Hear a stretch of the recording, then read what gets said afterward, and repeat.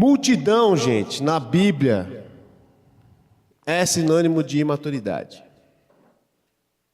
Presta atenção, que multidão, eu costumo dizer que multidão só atrapalha. Me dá um exemplo na Bíblia onde multidão atrapalhou. Vocês sabem rápido, vai. Aonde?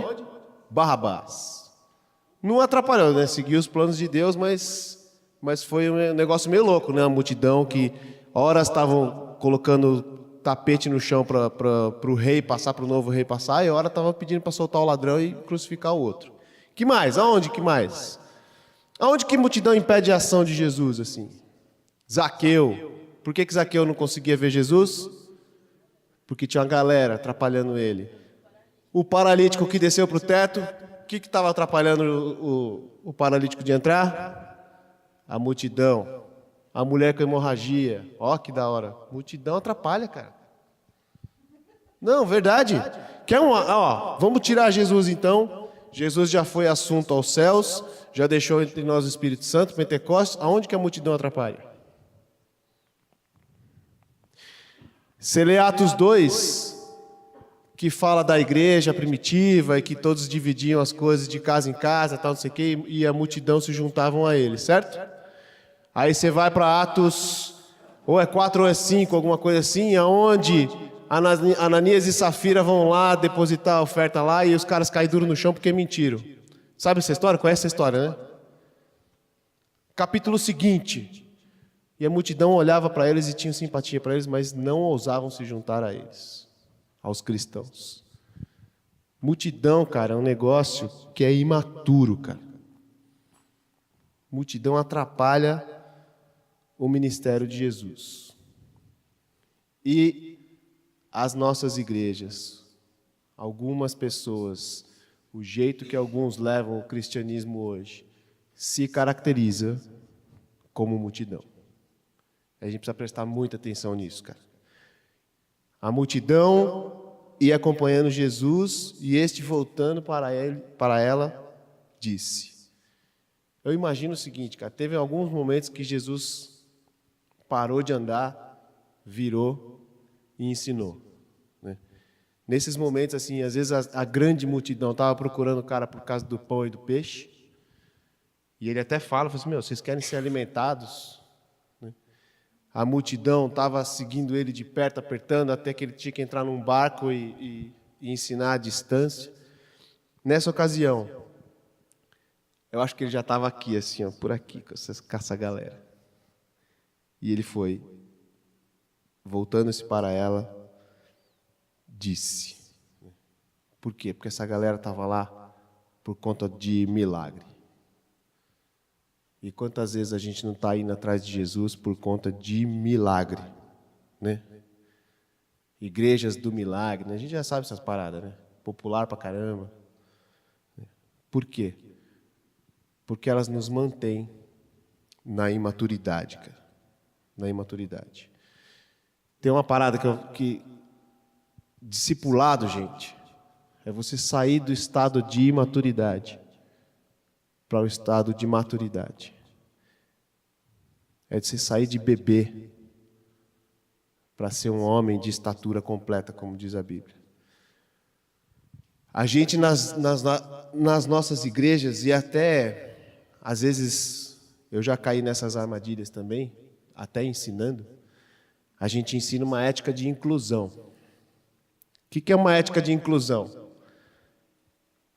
Aceita Jesus como Senhor e seu Salvador, e você vai ser salvo. E a tua vida vai se resolver.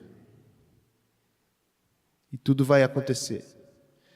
A ética de inclusão é o discurso de que Jesus é a salvação e que você só precisa aceitá-lo como Senhor e Salvador e na sua pronto, beleza. Cara, isso acontece, isso está certo?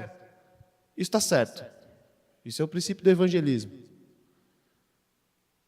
Mas estas pessoas que aceitam o Senhor que aceita Jesus como Senhor e Salvador da sua vida, naquela hora, são bebês.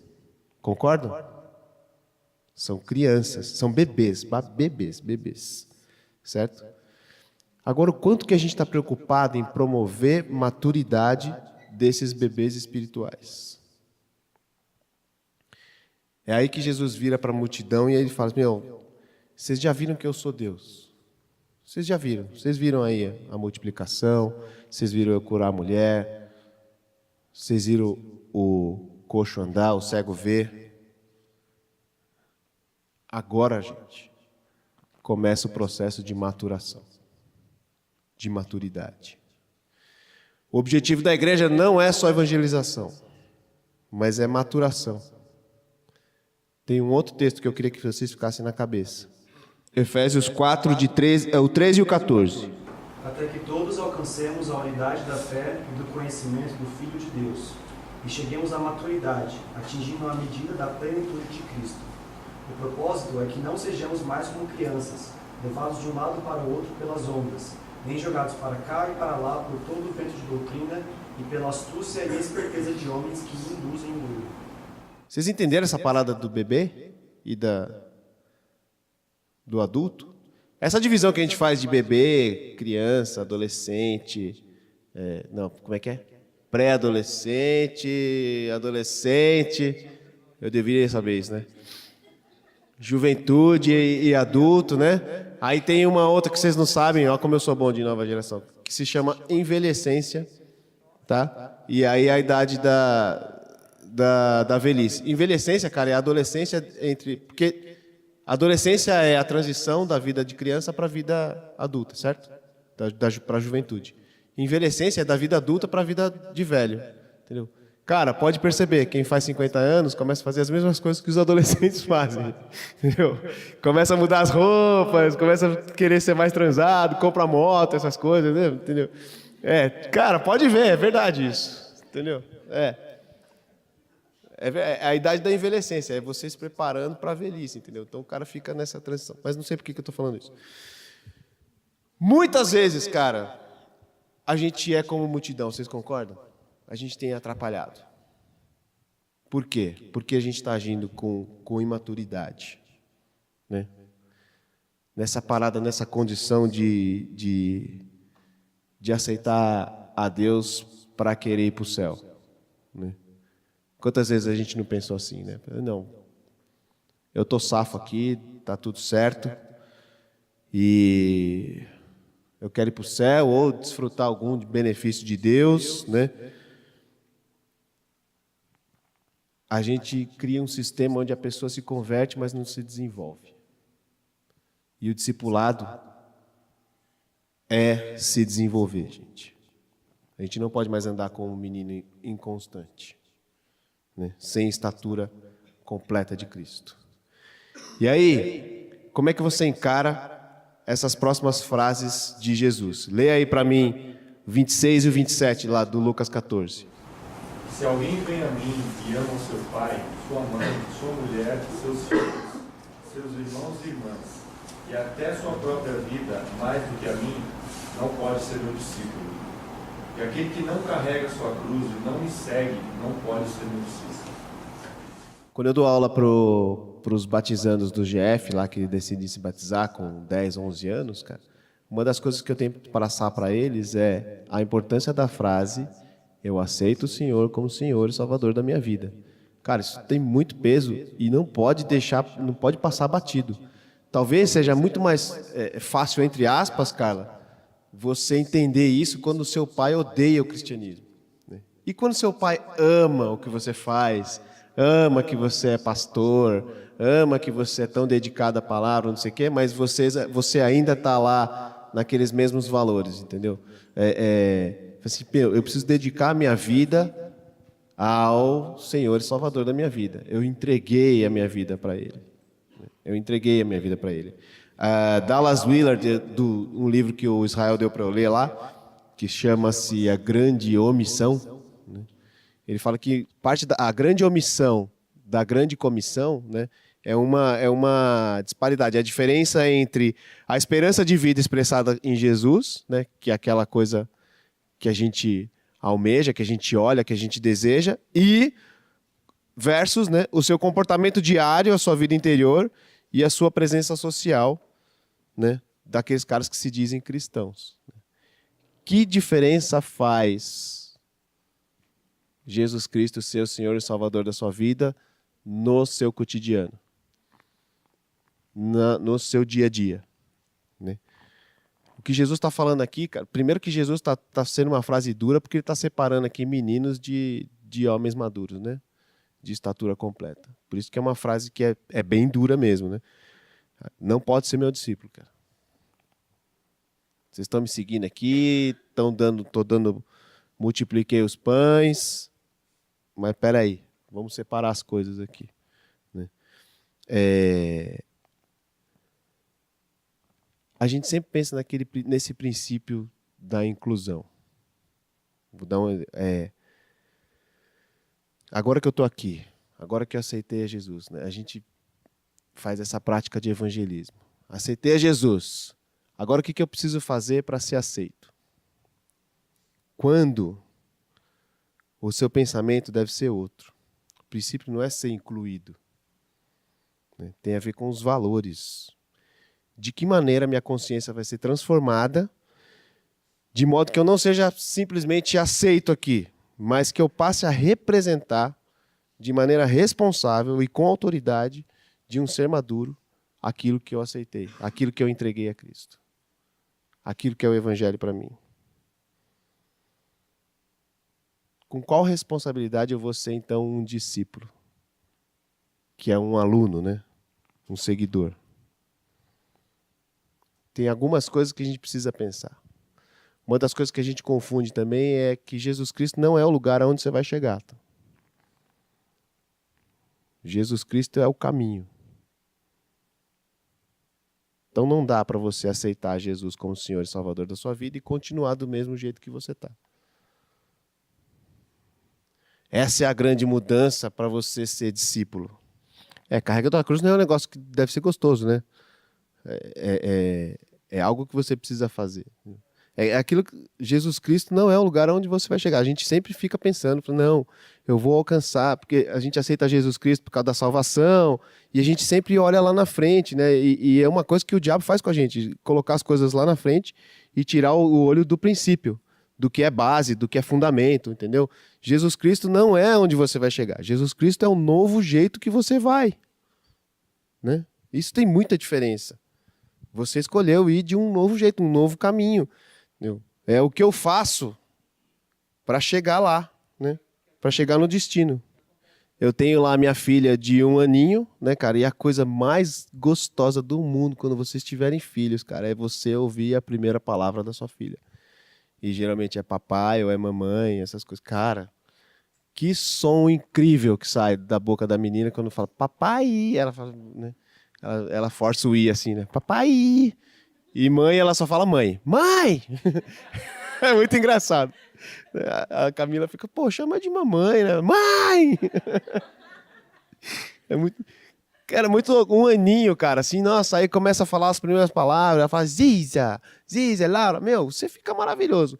Mas, cara, imagina passando 5 anos. Lina, fala alguma coisa. Mãe! Papai! Passa 7 anos. Ela tá falando as mesmas coisas. Cara, aí virou doença. Virou uma doença, cara. Essa menina tem alguma coisa, ela não aprendeu, ela não desenvolveu, cara. Não é? Não é? A gente quer que eu olho pra Lina assim e falo assim, meu, já passou 1 ano, que droga, né? Podia voltar um pouquinho e tal, não sei o quê, mas as pessoas têm que se desenvolver, cara. Vai ser esquisito uma pessoa de 7 anos, de 8 anos, ficar lá, mamá, papá. E aí você não sabe se é papá de comer ou papá de papai, entendeu? Cara. Cara, porque uma coisa que você olha assim para uma criança... Vamos estudar uma criança. Entendeu?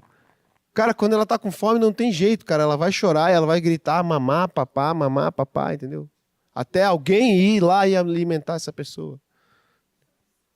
Esse nenenzinho, essa criança. Agora um cara maduro, de estatura completa, esse cara alimenta, esse cara reproduz. Sabe qual a diferença de uma criança para um adulto? Que o adulto reproduz, cara. O adulto reproduz. A classificação de criança e adulto é quando essa criança passa a reproduzir, ela virou um adulto. Ela virou um ser maduro. E aonde você está na sua jornada de cristianismo? Aí você vai falar, mas eu não tenho tanta informação assim, porque eu acabei de me converter e tal. Não é o tanto de informação que você tem. É qual é o grau de responsabilidade que você tem com a informação que você tem. Né? Que é capaz de reproduzir. Ou você ainda é criança que está lá no mamá, papá, ou papai e mamãe, sei lá. Né? A gente criou uma multidão, a gente cria às vezes uma multidão que não abre mão de benefícios que receberam com a graça de Deus, aquilo que você falou, e não amadurece, e fica só querendo consumir. Não é assim, gente? A gente tem tanto crente chato, cara. A gente classifica lá embaixo, os pastores na salinha lá, classifica. Você aqui é velho chato, você aqui é novo e legal, você aqui, entendeu? Não, cara, porque aquele cara que tá na idade já de ser um cara de estatura completa, que reproduz, cara. Que reproduz. Eu falo para adolescentes, falo assim, eu queria que vocês entrassem na minha sala, não com as crises de vocês, mas com ideias de como fazer esse mundo conhecer Jesus. Só que a maioria das pessoas que vêm na minha sala vão porque tem alguma crise que o pastor tem que resolver. É o mamá e o papá. Não é? E a gente não desenvolve, porque a gente acha que o cristianismo não é uma missão. Entendeu? É um benefício que eu recebi pela graça de Deus, de graça, em graça. Vamos lá. Continua a ler aí. 28, 29, 30, 31, 32, 33. Qual de vocês, se quiser construir uma torre, primeiro não se assenta e calcula o preço para ver se tem dinheiro suficiente para completá-la? Pois se lançar um alicerce e não for capaz de terminá-la, todos que a virem rirão dele, dizendo, este homem começou a construir e não foi capaz de terminar. Ou qual é o rei que, pretendendo sair à guerra contra outro rei, primeiro não se assenta e pensa se com 10.000 homens é capaz de enfrentar aquele que vem contra ele, com 20.000? Se não for capaz, enviará uma delegação, enquanto o outro ainda está longe, e pedirá um acordo de paz. Da mesma forma, qualquer de vocês que não renunciar a tudo que possuir, não pode ser meu discípulo. Aqui ele deu um estudo de caso, né? Dois exemplos aqui, né? O cara que constrói uma torre. Geralmente essa torre era uma torre de plantação de vinha, que ficava o guarda lá olhando e tal. Esses caras construíam. Aí não tem, né? Cadê o Gui? Engenheiro. Vai lá, constrói uma casa, acaba os tijolos. Eu li um artigo nessa semana de que... Eu fiz uma pesquisa sobre discipulado e essas coisas. Né? E tem algumas igrejas norte-americanas que, para elas, o ser cristão, o discipulado é opcional. Entenderam? Dá para você ser cristão sem você se desenvolver no discipulado de Cristo. Entendeu? Cara, isso é muito triste, porque eu não concordo com isso. O preço que ele está colocando aqui é o preço da caminhada, é o preço de andar, é o preço do caminho estreito, né? É o preço de que nada te separa do amor de Cristo, mas vai haver tribulação, vai haver fome, vai haver nudez, vai haver espada, vai haver... Entendeu? Tem um preço para a gente pagar. A ideia desses caras é que você pode ser cristão, entendeu? Você aceita a Jesus como Senhor e Salvador da sua vida e vai fazer o que você quiser, entendeu? É aquele lance de Romanos que Paulo fala, de maneira nenhuma. Entendeu? Porque o Supremo mudou a graça em cima do pecado, eu posso pecar à vontade então? Não, de maneira nenhuma. Né? Tem um preço. E o preço da gente continuar vivendo neste mundo é o preço do discipulado. Senão a gente aceitaria Jesus e automaticamente seríamos teletransportados para o céu. Né? Teria muito mais nexo, né? Não, vou tirar vocês de viver desse mundo aqui. Eu vou salvar vocês desse mundo, entendeu? Mas não. Para mim é claro que eu aceitei a Jesus como Senhor e Salvador da minha vida e Ele não me tirou desse mundo porque Ele precisa, ou porque Ele permite, ou porque Ele me usa para a missão dEle, que é o caminho do discipulado. Discipulado, gente, é reproduzir, cara. Né? O que caracteriza uma criança é a carência. o que caracteriza um adulto é a capacidade de reproduzir, de semear, né? É deixar o estado de carência, de falta e passar o estado responsável de que eu tenho algo para oferecer.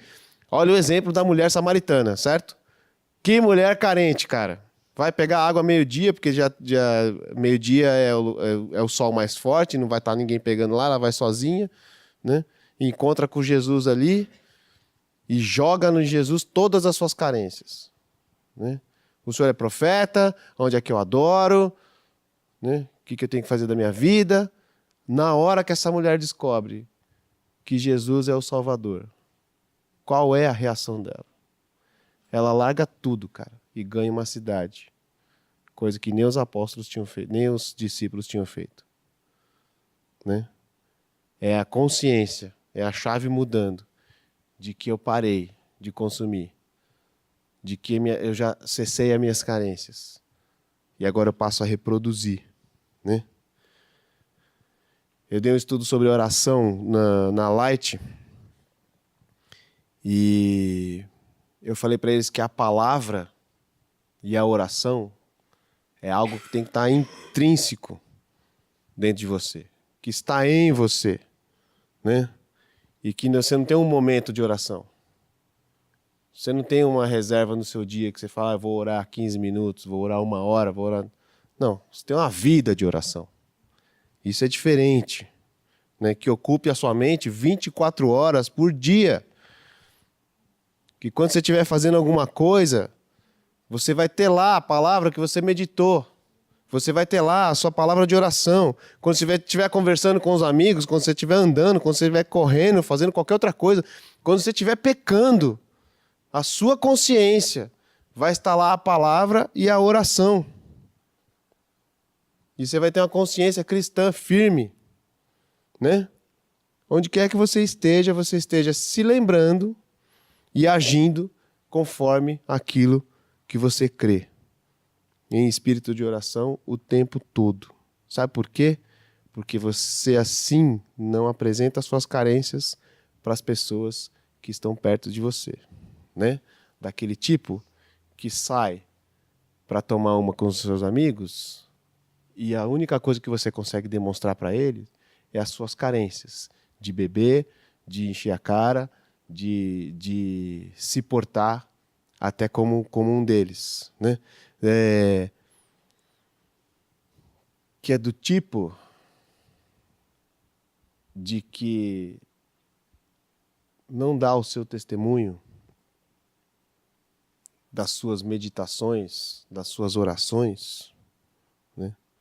Agora, com oração e com palavra, você sempre tem algo a oferecer. Eu estava conversando com o Israel essa semana e eu falei para ele assim, com que espírito a gente entra numa padaria? Com o espírito de comprar pão? Não.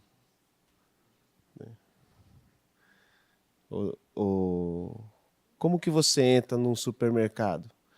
Como que você dá o seu cartão de débito para a caixa que está ali? Como você anda com os seus amigos da faculdade? Apresentando suas carências. E, gente, não, vamos ser maduros aqui. Apresentando suas carências não é que você chega pro cara, eu tô vingando. Não. Você pode fazer muito bem isso alegre, né? Você pode fazer muito bem isso de um jeito fingido. Vocês estão me entendendo aqui, né? Ou você tem algo a oferecer? Nem que seja por 15 segundos que você passe pelo caixa da padaria. Você já entrou na padaria e olhou para o lado assim, ó, para ver se tem alguém ali que Deus vai te apresentar? A gente precisa ter maturidade, estatura completa, de alguém que ande para reproduzir, não para consumir, né? E Jesus aqui não está falando de competência. Jesus está falando aqui de compromisso. De compromisso. Leia aí o 34 e o 35. sal é bom, mas se não perder o sabor, como restaurá-lo? Não serve nem para o solo, nem para o adubo. É jogado fora. Aquele que tem ouvidos para ouvir, ouça. O que é um sal sem sabor? O sal a gente já viu, né? A gente teve uma discussão boa ali. E o sal é aquela coisa que impede o avanço da podridão, certo? O sal, quando Jesus usa sal e luz ali, eu aprendi isso do Ariovaldo Ramos. O sal impede o avanço da maldade. E a luz faz a maldade retroceder. Entendeu? O sal é a geladeira do tempo dos antigos, né? Porque conservava. A luz, gente, vai e avança contra a maldade. E a gente é sal e a gente é luz.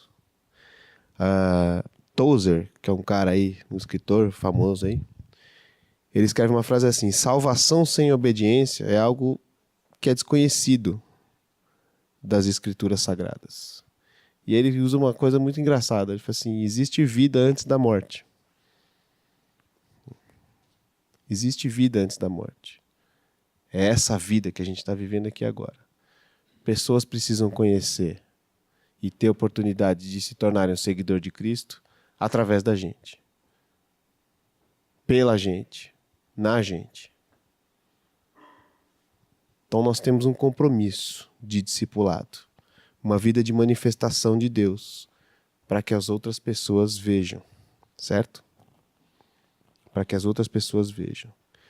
Discipulado ou ser discípulo não é a opção do cristão.